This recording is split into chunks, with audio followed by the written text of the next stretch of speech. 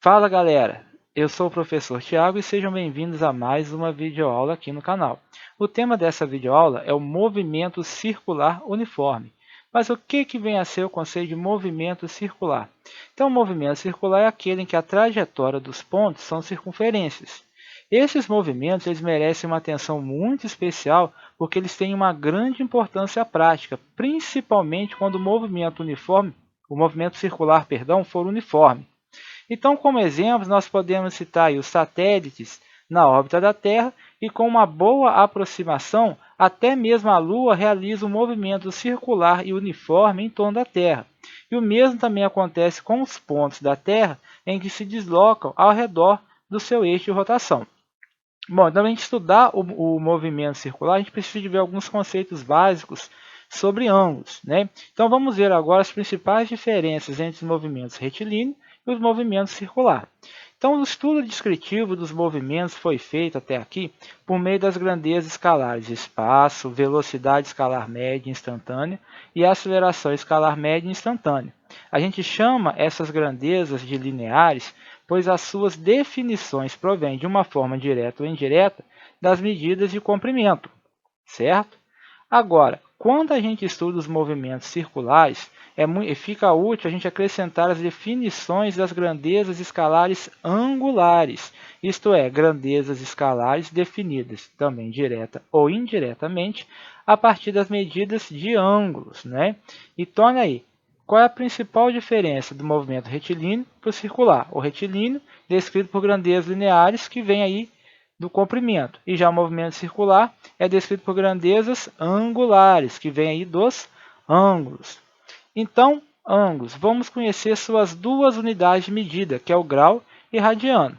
Então, qual que é a diferença de uma para a outra? Então, um grau é o ângulo correspondente a 1/360 do ângulo de uma volta completa de uma circunferência. Como vocês já viram lá na matemática, uma circunferência completa possui 360 graus. Já o radiano é a medida do ângulo central que determina na circunferência um arco cujo comprimento do arco L é igual ao raio R. Então, decorre da definição do radiano que um ângulo central qualquer θ fica determinado em radianos pelo quociente do comprimento do arco que ele enxerga pelo raio da circunferência. E já um radiano vai corresponder a aproximadamente 57 graus. Então, olha aí a definição de radiano. Aí. O θ é igual a L, que é o comprimento do arco da circunferência, comprimento L, dividido pelo raio da circunferência R, certo? Então, assim, por exemplo, se o raio R da circunferência for igual a 10 centímetros e o comprimento L do arco for igual a 30 centímetros, o que a gente vai ter? Aplicando a definição aí, ó, θ é igual a L sobre R. Então, L 30 centímetros, R 10 centímetros, 3 radianos. Agora, observa que a unidade radiano não era para ter nenhuma dimensão, não era para ter uma unidade física, uma vez que ela corresponde ao quociente de um comprimento, no caso do arco da circunferência, por outro comprimento, que é o raio, resultando em um número puro, ou seja, o centímetro de cima corta com o centímetro de baixo. A gente poderia até escrever que θ é igual a 3, ao invés de escrever que θ é igual a 3 radianos. No entanto, esse procedimento não é conveniente, pois é mais importante que fique evidenciado o critério adotado para determinar o ângulo. Agora, qual que é a relação que existe entre o grau e o radiano? Então, a gente já sabe que o perímetro, o comprimento de uma circunferência de raio R é igual a 2πr, certo? Então, o comprimento da circunferência, se a gente esticar uma circunferência, o comprimento dela é igual a 2πr. Agora, vamos converter em radianos o ângulo de uma volta completa, que a gente já sabe que tem 360 graus. Então, θ é igual a L sobre R. O L, que é o comprimento da circunferência, eu sei que vale 2πr. E o raio, que é R. Corto o R de cima com R de baixo, a gente tem 2π radiano, certo? Então, o comprimento em radianos vai ser, o ângulo em radianos vai ser de 2π. Então, 2π radianos equivalem a 360 graus. Agora, eu posso brincar com isso daí. Então, o que vai seguir disso daí? Se 2π radianos são 360 graus, se eu dividir por 2, π radiano, 180 graus. Se eu dividir por 2 de novo, π sobre 2 radianos é igual a 90 graus. É só fazer uma regrinha de 3 básica aí, ó. 180 graus, π radiano. Aí a partir daí você acha. Você consegue fazer a conversão de radianos para grau e grau para radiano. Beleza? Agora a gente vai ver aí o conceito de velocidade angular. Então vamos considerar as posições que uma partícula móvel ocupa numa circunferência, nos instantes de tempo t1 e t2. Então, entre esses instantes de tempo t1 e t2, a partícula sofre um deslocamento escalar, que pode ser dado linearmente por ΔS ou angularmente por ΔΦ. Olha aí na figurinha.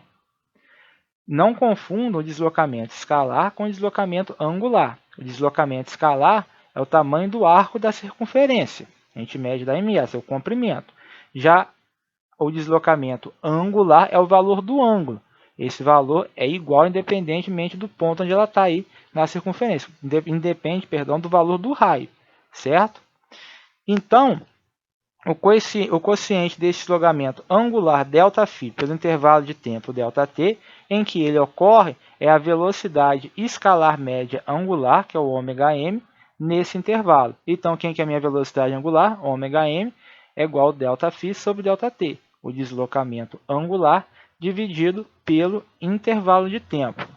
Então, com relação à unidade de velocidade angular, se os ângulos forem medidos em radianos e o tempo em segundos, a velocidade angular será dada em radianos por segundo, como a gente viu anteriormente. A unidade, né, entre aspas, de medida de ângulo, se for o radiano, então vai ser radiano por segundo, já que a unidade de tempo é o segundo. Então, como estamos interessados nos movimentos circulares uniformes, em que a velocidade linear v e a velocidade angular ômega são iguais em todos os instantes, escrevemos. Velocidade angular vai ser ΔΦ sobre ΔT. Então, como o movimento é uniforme, a gente vai tirar o m ali, porque essa velocidade angular não vai variar. Então, agora, o que vem a ser movimento circular uniforme? Então, olha aí.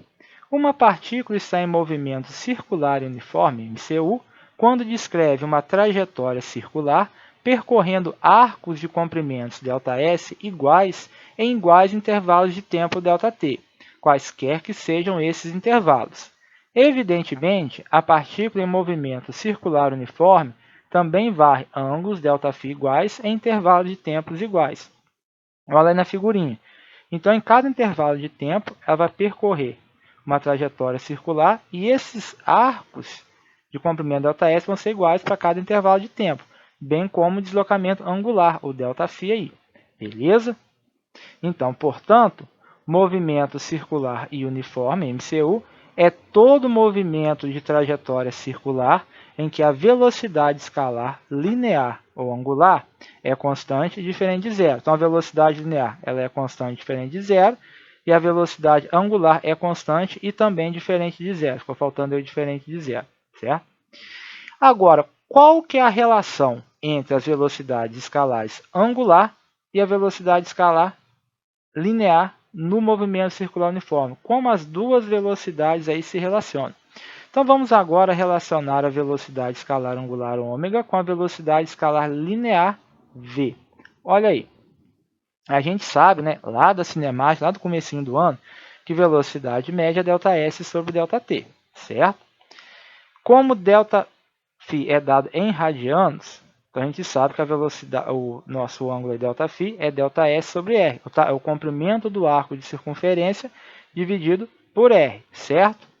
Então, meu ΔS vai ser quem? ΔΦ vezes R, beleza? Essa é a minha equação 2. Agora, se eu substituir a equação 2 na equação 1, no lugar do ΔS, eu escrever ΔΦ vezes R, o que eu vou ter? Que a minha velocidade linear vai ser ΔΦ vezes R dividido por ΔT. Mas quem que é ΔΦ sobre ΔT? ΔΦ sobre ΔT é a minha velocidade angular ômega. Então, eu tenho que V é igual a ômega R. Assim, a velocidade escalar angular ômega é igual à velocidade escalar linear V dividida pelo raio R da circunferência. Ômega é igual a V sobre R ou V é igual a ômega vezes R, certo? Vamos ver aí então uma aplicação do movimento circular. No início de uma corrida de 800 metros, por exemplo, observe aí que os atletas não largam um ao lado do outro. Por quê? Isso para compensar o fato de as raias internas serem mais curtas que as raias externas. Olha o desenho das raias aí. Por isso, eles largam de posições não emparelhadas, ou seja, eles não saem um do lado do outro. Eles só podem ter a liberdade de mudar de raia no final da primeira curva, que é esse arco AB aí, quando os comprimentos dos trechos de raias que estão destacados na figura se igualam. Então, por isso você tem lá aquelas corridas olímpicas 1, quem está mais do lado de fora, do lado mais externo da pista, larga mais à frente. Quem está do lado interno, larga um pouco mais atrás. Isso tudo para compensar o fato dessa pista ser circular. Muito bem. Vamos ver então um exemplo de aplicação. Exemplo 1. Uma partícula percorre em 10 segundos o arco de circunferência AB representado na figura, de A para B, em movimento circular uniforme. Então, está se movendo aí no sentido horário. Sabendo que o arco AB mede 60 centímetros e que o raio vale 30 centímetros, determina o percurso de A até B, a velocidade escalar linear. Então, o que ele nos deu? O ΔS, que é o valor do comprimento do arco, que vale 60 centímetros, o intervalo de tempo 10 segundos. Velocidade escalar linear, ΔS sobre ΔT, 60 centímetros dividido por 10 segundos. 60 dividido por 10 deu 6 centímetros por segundo. Beleza? Agora, na letra B, pediu o quê? A velocidade escalar angular. Então, vamos calcular o deslocamento angular ΔΦ. Olha lá, então a gente tem ali esse deslocamento, que foi do ponto A até o ponto B, aí na figurinha. Então, pela definição, meu ângulo ΔΦ vai ser o quê? O comprimento de arco AB dividido pelo raio. O comprimento do arco vale 60 centímetros e o raio 30 centímetros. 60 por 30, 2. 2 radianos. Então, portanto, a minha velocidade angular vai ser ΔΦ sobre ΔT, ou seja, 2 radianos em 10 segundos. 2 dividido por 10, 0,2 radianos por segundo, que é a velocidade angular. Uma outra forma de calcular a velocidade angular seria usar a expressão V é igual a ômega-r. Então, o meu ômega seria V sobre R. O V, que é 6 centímetros por segundo, e o R, que é 30 centímetros. 6 dividido por 30, 0,2 radianos por segundo. Beleza? Agora a gente vai ver o conceito de período e frequência. Então, o movimento circular uniforme ele é um movimento periódico. O que é um movimento periódico? Todas as suas características se repetem em iguais intervalos de tempo. E cada intervalo de tempo corresponde ao tempo que a partícula leva para completar uma volta. Então, esse tempo denomina-se período do movimento circular uniforme e é representado pela letra T. Então, período T de um movimento circular uniforme é o intervalo de tempo decorrido durante uma volta de uma dada partícula. Cada vez que ela dá uma volta, esse intervalo de tempo é conhecido como período. Então, o período pode ser medido em qualquer unidade de tempo, mas, como a gente já sabe, a unidade no SI de tempo é o segundo. E uma outra grandeza também referente ao movimento circular uniforme é a frequência, que é simbolizada pela letra F.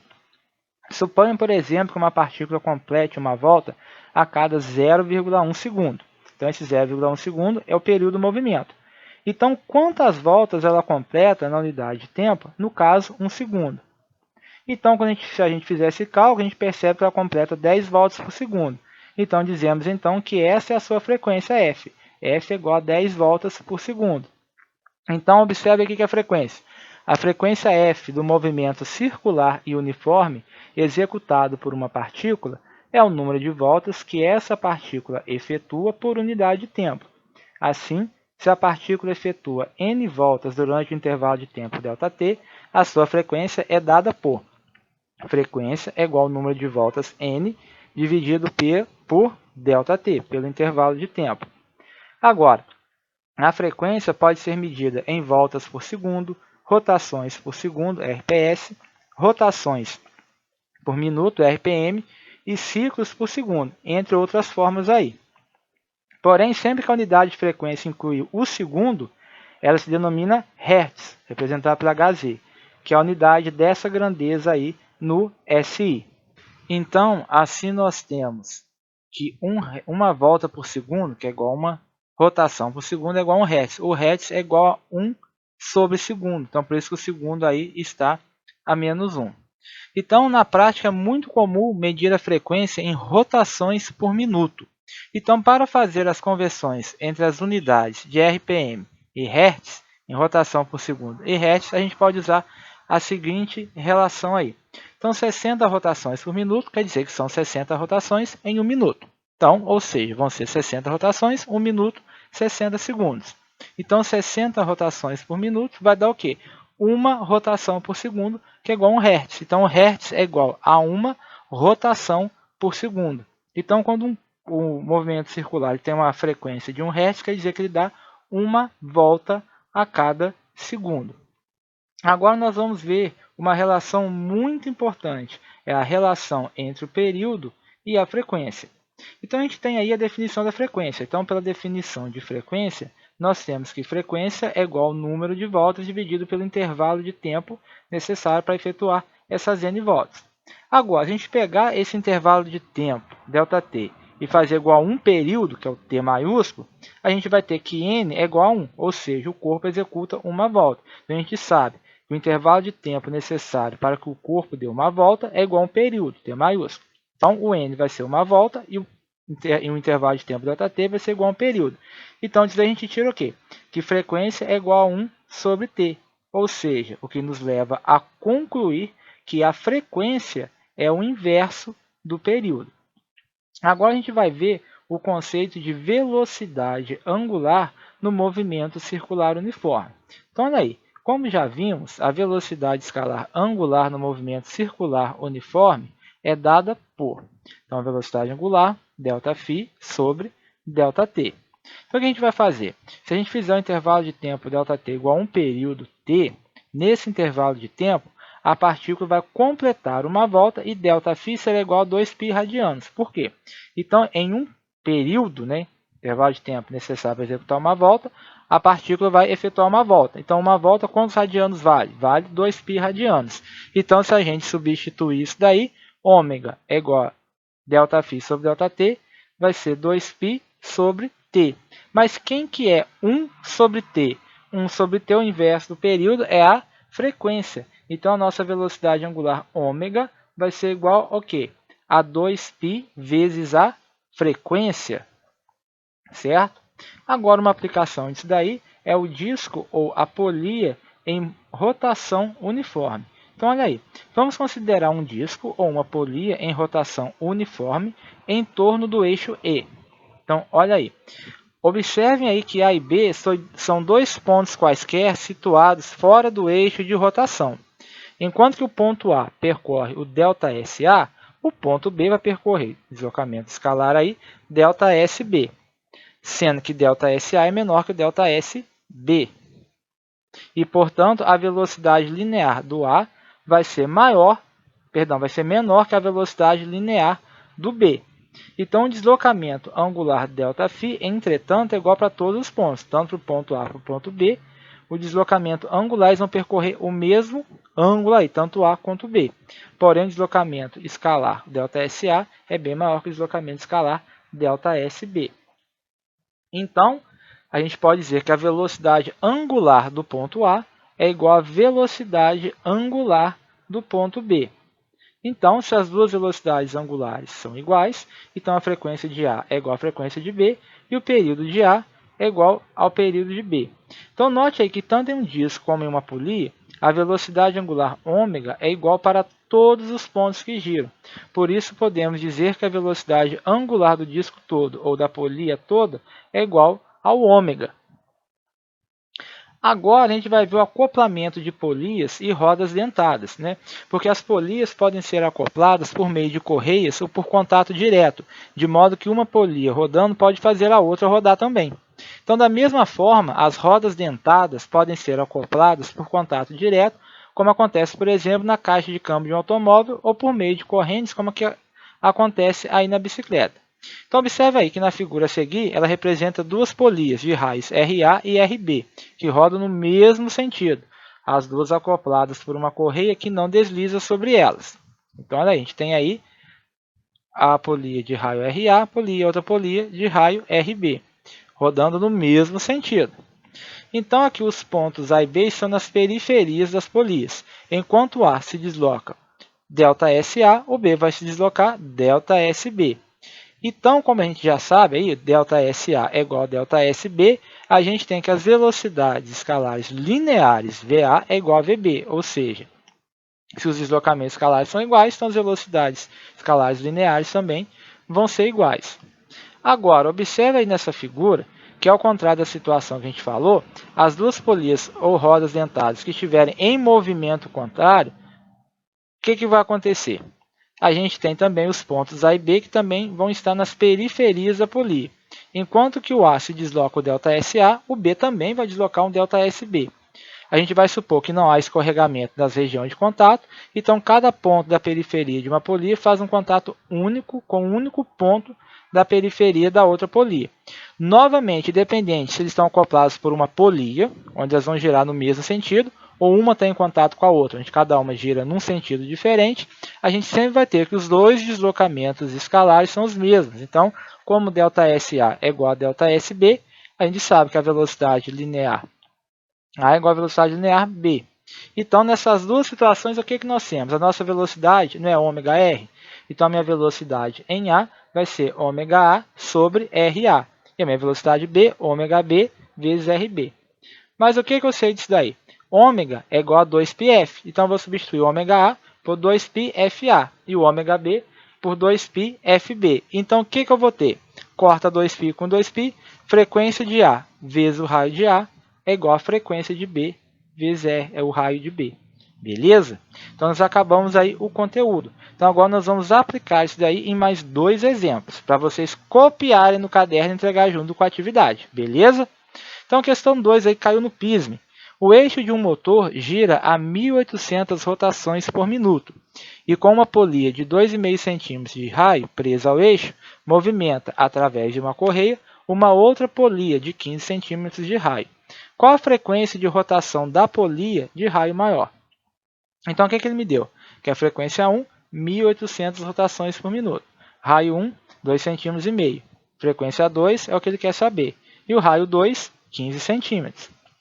Então, usando essa última expressão que a gente viu, FA, RA é igual a FB, RB. Então, aqui a gente vai ter frequência de A, 1.800 rotações por minuto, raio de A, 2,5 cm. Frequência de B, eu não sei, e o raio de B, 15 centímetros. 1.800 vezes 2,5, 4.500 RPM, que é igual a 15 F2. O 15 está multiplicando, passa para lá dividindo. 4.500 dividido por 15, então a frequência de 2 vão ser 300 rotações por minuto. Beleza? Agora, exemplo 3. Um corpo em movimento circular e uniforme completa 20 voltas em 10 segundos. Determine a frequência e o período desse movimento. Então, aí o que ele nos deu? Que o número de voltas é 20 e que o intervalo de tempo em que isso acontece, 10 segundos. Então, vou calcular a frequência. A frequência eu sei que é o número de voltas dividido pelo intervalo de tempo necessário para executar essas 20 voltas. Então, 20 dividido por 10 dá 2 Hz. Ficou 1 sobre segundo, 1 sobre segundo é o Hz. Então, a frequência desse movimento é de 2 Hz. Agora, ele quer o período. Como eu sei, o período é o inverso da frequência. Então, vai ser 1 sobre a frequência. 1 sobre 2 Hz. 1 dividido por 2, meio. Então, meu período é de meio segundo. Aí, outro exemplo. Exemplo 4. Na situação esquematizada ao lado, temos duas polias A e B acopladas por uma correia inextensível. Quando a polia A gira, movimenta a correia, que faz a polia B girar também. Então, olha aí a figurinha. Polia A de raio 5 cm e a polia B de raio 20 cm. Admitindo que não haja escorregamento entre a correia e as polias e supondo que a polia A execute 60 rotações por minuto, calcule. Letra A, a frequência de rotação da polia B. Então, novamente, o que eu vou fazer? Eu vou usar aquela expressão FA-RA igual a FB-RB. Então, frequência de A, 60 rotações por minuto, vezes o raio de A, 5 cm. Frequência de B eu não sei, raio de B, 20 cm. 60 vezes 5, 300. 300 rotações por minuto é igual a 20 vezes a frequência de B. 20 está multiplicando, passa dividindo.